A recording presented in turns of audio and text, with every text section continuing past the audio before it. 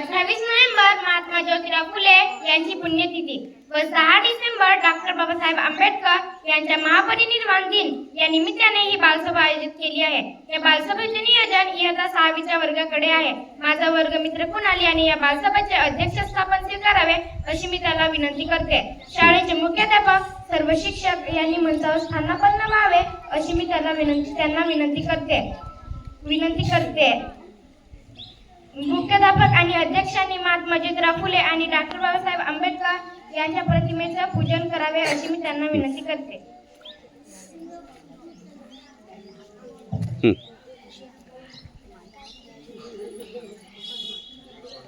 महात्मा ज्योतिराव फुले की जय, डॉक्टर बाबासाहेब आंबेडकर की जय, सावित्रीबाई फुले की जय।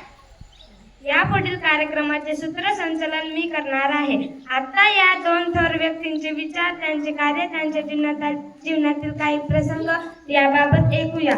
इयत्ता 5वीच्या वर्गातील अनवर आपले विचार मांडेल। सन्माननीय व्यासपीठ आणि माझ्या मित्रांनो, आज मी महात्मा फुले यांच्या कार्याबद्दल बोलणार आहोत। मुलींसाठी शाळा सुरू करताना महात्मा फुले यांना अतोनात कष्ट सहन करावे लागले, पण तरी ते आपल्या विचारांपासून डगमगले नाहीत। त्यांच्या या प्रयत्नांमुळे आज स्त्रियांसाठी शिक्षणाचे दरवाजे खुले झाले आहेत आणि स्त्रिया शिक्षित होऊन आपल्या कुटुंबाबरोबरच आपल्या देशाच्या विकासाला हातभार लावत आहेत। अशा या महात्म्याला अभिवादन करून माझे 2 शब्द थांबवतो। जय हिंद।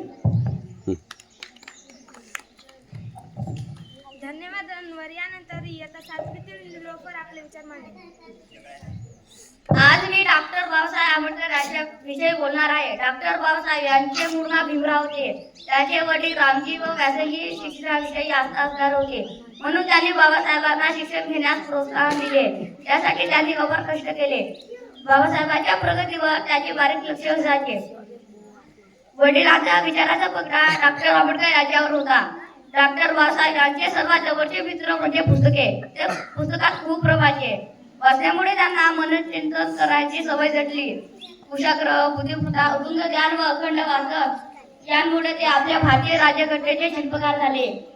या कर्तृत्वात भारतीय राज्यघटनेच्या शिल्पकाराला अभिवादन करून मी थांबतो। जय हिंद। धन्यवाद निलोफर। यानंतर इयत्ता 7वीतील गुरुप्रीतला आपले विचार मांडण्यास पुढे बोलवत आहे। महात्मा ज्योतिबा फुले यांना आपण महात्मा म्हणतो कारण त्यांनी समाजासाठी, देशासाठी प्रचंड कार्य केले। विधवा विवाहात प्रोत्साहन दिले, अनाथालय काढली, सर्वांनी शिकावे या चळवळीने अहोरात्र झटले। डॉक्टर बाबासाहेब आंबेडकर यांनी सिद्धार्थ कॉलेजची स्थापना केली, वसतिगृहे निर्माण करून विद्यार्थ्यांच्या राहण्याची सोय केली। पुस्तकासारखा दुसरा मित्र नाही असा त्यांनी आपल्याला संदेश दिला। या दोन डॉक्टर बाबासाहेब आंबेडकर यांना भारतीय राज्यघटनेचे शिल्पकार म्हटले जाते। या दोन व्यक्तींना आपल्याला दीपस्तंभ असे म्हटले जाते। या दोन व्यक्तींना मनपूर्वक अभिवादन करून मी माझे 2 शब्द थांबवतो। जय हिंद। धन्यवाद गुरुप्रीत। यानंतर आजच्या अध्यक्षांना विनंती करते की त्यांनी आपले विचार मांडावे। मित्रांनो, मला अध्यक्षपद दिल्याबद्दल सर्वप्रथम मी तुमचे आभार मानतो। आज आपण अनेक विद्यार्थ्यांचे विचार ऐकले, त्यातून आपल्याला या 2 व्यक्तींच्या कार्याची, विचारांची माहिती मिळाली।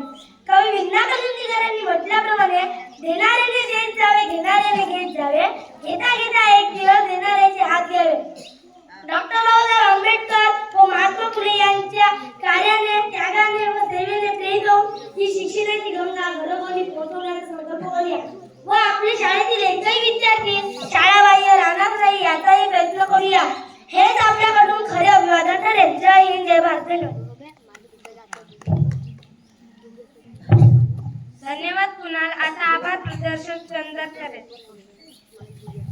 आज आमच्या वर्गाच्या या बालसभेला उपस्थित मुख्याध्यापक, सर्व शिक्षक वृंद उपस्थित राहिले, त्याबद्दल मी त्यांचे आभार मानतो। आमच्या शिक्षकांनी आम्हाला मोलाचे मार्गदर्शन केले। आमच्या शाळेचे रखवालदार मामा, सेविका मावशींनीही आम्हाला कामात खूप मदत केली।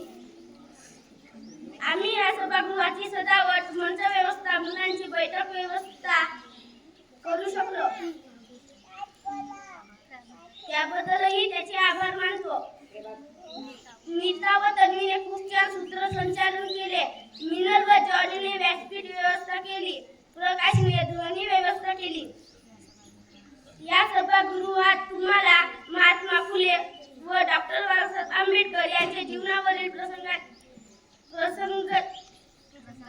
प्रसंगाचे चित्र रेखाटन झालेले